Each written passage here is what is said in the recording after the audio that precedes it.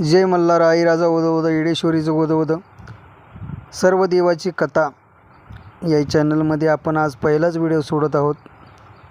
तर हा जो व्हिडिओ आहे तो देवतेची पूजा कशा प्रकारे करावी आणि पूजा करताना कुठल्या चुका आपल्याकडून होऊ नयेत, तर ती चुका झाल्या तर आपल्याला आपल्या घरामध्ये सुख शांती मिळत नाही।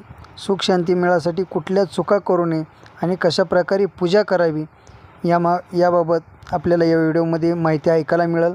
तर सर्वांनी या व्हिडिओमध्ये माहिती ऐकून घ्यावी। तर आता बघा, आपल्या हिंदू धर्मामध्ये प्रत्येकाच्या घरी हा देवारा असतो आणि त्या देवाऱ्यामध्ये आपले कुलदैवत आहे, ते कुलदैवत त्या देवाऱ्यामध्ये आपण स्थापन करतो आणि त्या देवतेची रोजच्या रोज आपण पूजा करतो। पण ती पूजा कशा प्रकारे करावी, कशाप्रमाणे केली पाहिजे, त्या पूजेचं नेमकं रहस्य काय आहे, कशा प्रकारे पूजा झाली पाहिजे आणि त्या पूजेमध्ये कोणत्या चुका होणे, तर ती चुका झाल्या तर आपल्या घरामध्ये सुख शांती लाभत नाही। तर ती चुका कोणत्या आहेत की आपल्याकडून ती चुका होऊ नयेत। तर घरामध्ये देवारा हा आपला ईशान्य दिशेला असावा आणि तो शक्य नसेल तर पूर्वेला म्हणजे सूर्य उदय होण्याच्या दिशेला देवारा असावा। तसेही जमत नसेल तर उत्तर दिशेला सुद्धा तुम्ही तुमचा देवारा बनवू शकता। त्या ठिकाणी तुम्ही देवारा बनवून त्या ठिकाणी तुमची देवतेची स्थापना करू शकता। आणि पूजेसंबंधित पहिला नियम असा आहे की घरामधील देवारा जास्त उंचीवर नसावा, जेणेकरून आपला हात पोचायचा नाही। अशा उंचीवर देवारा नसावा जेणेकरून आपल्याला उभा राहून किंवा वाकून किंवा खुर्चीवर बसून अशा पद्धतीने पूजा करावी लागेल। या पद्धतीने देवारा नसावा। देवाचं देवघर हे खालच्या साईडला असावं की आपल्याला बसून पूजा त्या देवतेची करता आली पाहिजे। आणि देवाची पूजा करताना नेहमी आसनावर बसावं, आसन टाकून, कारण आसन जर नसेल तर ती पूजा ही दर्तरीला लाभदायक होती। त्यामुळे आपण आसनावर बसून देवाची देवपूजा करावी आणि नामस्मरण करावं किंवा देवाची साधना ही आसनावर बसूनच करावी, तर आपल्याला लाभदायक होती। तर भूमीला लाभदायक न होता आपल्याला लाभदायक व्हावी या पद्धतीने आपण आसन टाकून देवाची ही देवपूजा करावी। आणि दुसरा प्रश्न असा आहे की ज्याच्या माथ्यावर तिलक नाही किंवा भंडारा नाही किंवा कोणतंही भूषण असो ते माथ्यावर नसेल तर पूजा ही साध्य होत नाही। पूजा करताना मग आपल्या कपाळावरती कुठली का होईना गंध असावा, लावलेला असावा, भंडारा असो, कुंकू असो, कपाळावर भूषण असावे।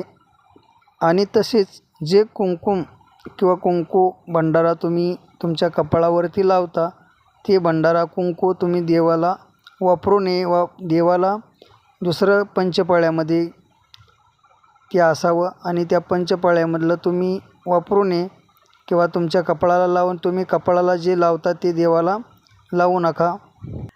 आणि देवासाठी जे तुम्ही तांदळाचा अक्षदा बनवता, तांदूळ ठेवता, तर ते तांदूळ आपुट असावेत, अर्धे नसावेत। आणि देवासाठी जे तुम्ही पाणी वापरता तर ते शुद्ध आणि ताजे असावं।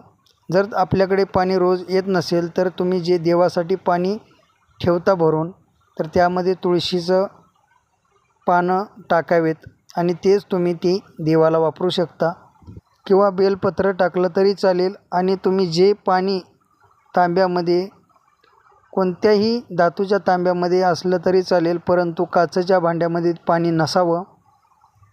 आणि जे पाणी तुम्ही देवाला आंघोळ घालता तर ते पाणी डायरेक्ट हाताने न घालता तुम्ही तांब्याने किंवा ग्लासाने ओतलं तरी चालेल, परंतु हाताने ओतत असताना त्याला नखाचा स्पर्श झाल्यास पाणी अशुद्ध होतं, त्यामुळं ते देव कोप धरतो। त्यामुळे तुम्ही हाताने पाणी ही आंघोळ देवाला घालू नका, कारण नखाचा स्पर्श पाण्याला चालत नाही।